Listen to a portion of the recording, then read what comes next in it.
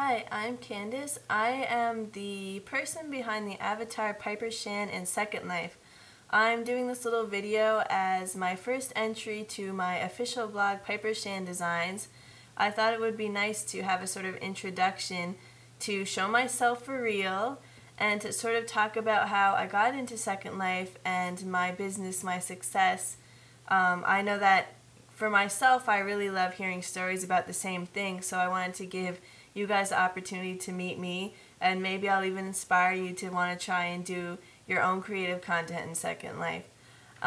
My story begins in 2007. I was looking for a new form of entertainment, and I mostly wanted a place to role play. I was very much getting into that.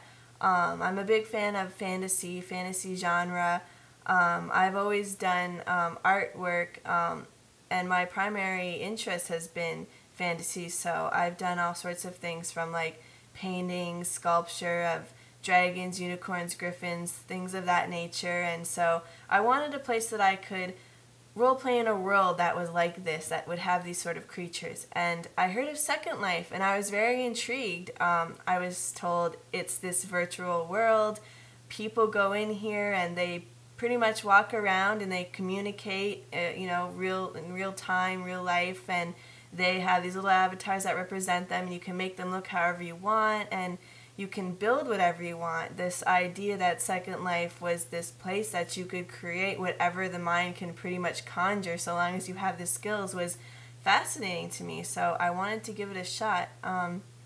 I joined and I started looking for a place to role play, and I quickly found a few Sims, and it was very much fun, but I found out fairly quickly that I was a very big noob.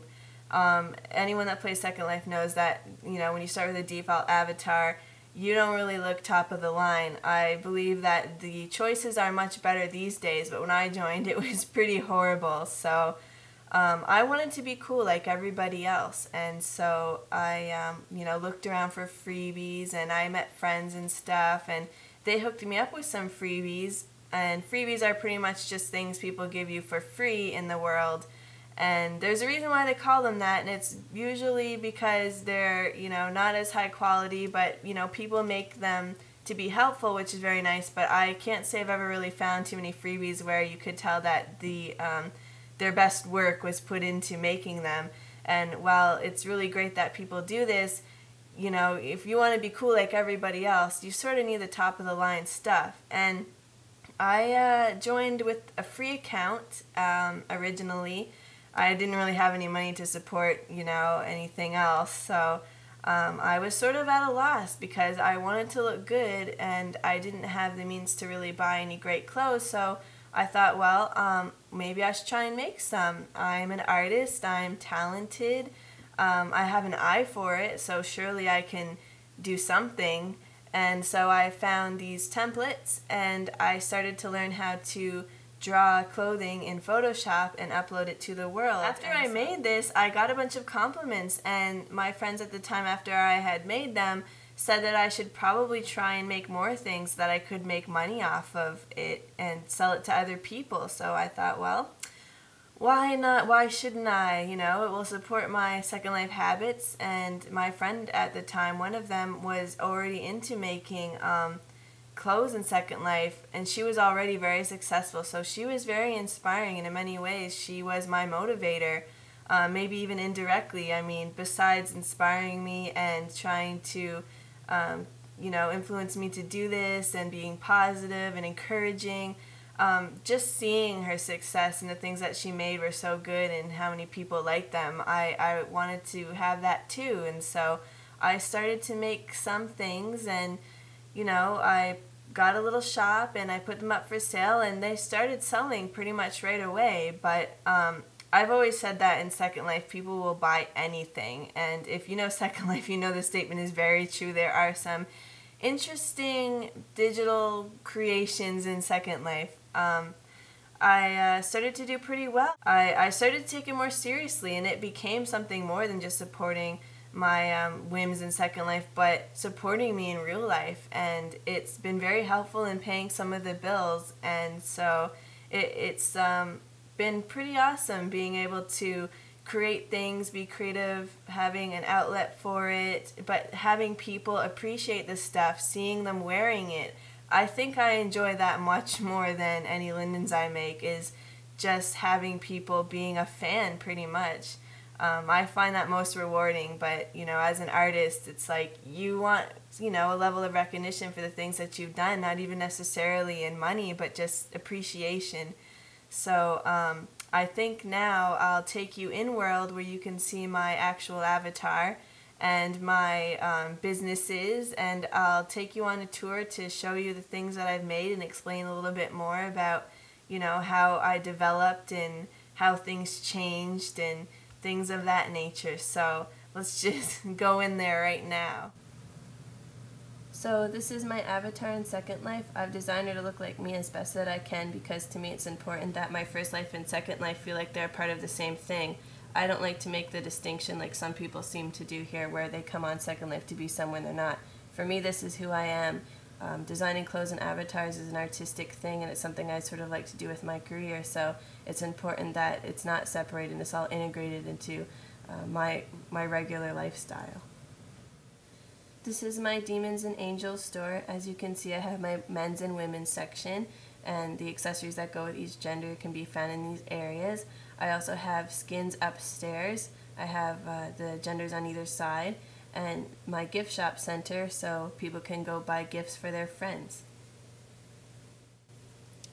These are some samples of some of my first outfits that I ever made. Dark and Sassy was the first one, and Rogue Huntress was the second. In the beginning, when I first started making clothes, I didn't make any prim accessories at all. That was something that was a little alien to me at the time, so I just stuck with making textures in Photoshop. But I eventually came back and made a lot of accessories to go with some of these old outfits. Here are some samples of some of my newer works. You can see that they're more detailed, more refined, as I've improved over the years, and they also come with prim accessories. And here's some examples of men's clothing that I've made.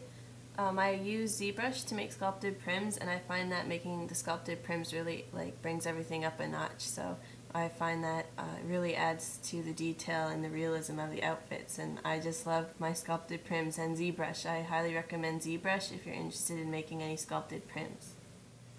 This is Rez Fantazy avatar design, sort of a branch off Demons and Angels. Furry avatars are very popular in Second Life, and I find them fascinating. I love animals, so they appeal to me greatly.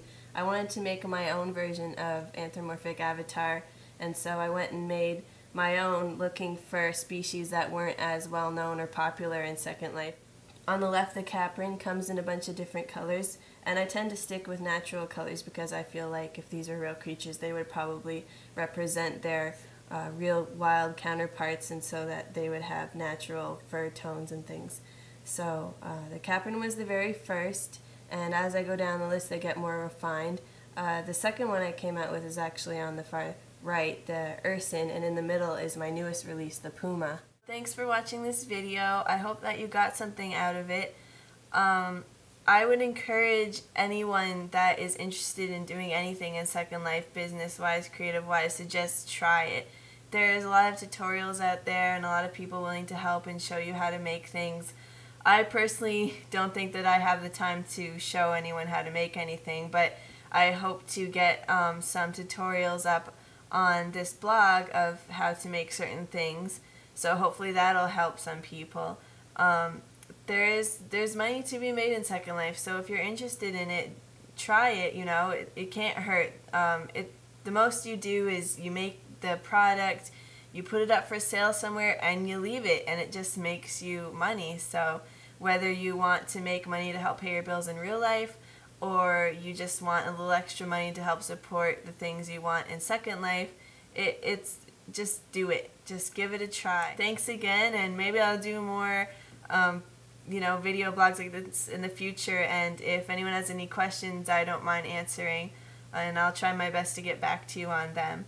I am pretty busy, so it would be best if you drop me a note card than send me an IM, just in case it gets capped, so that way I won't miss you, hopefully. And if I'm on busy mode and you happen to try and send it and it gets declined, just go find my Dropbox and put your note card in there, and I'll pick it up when I'm available.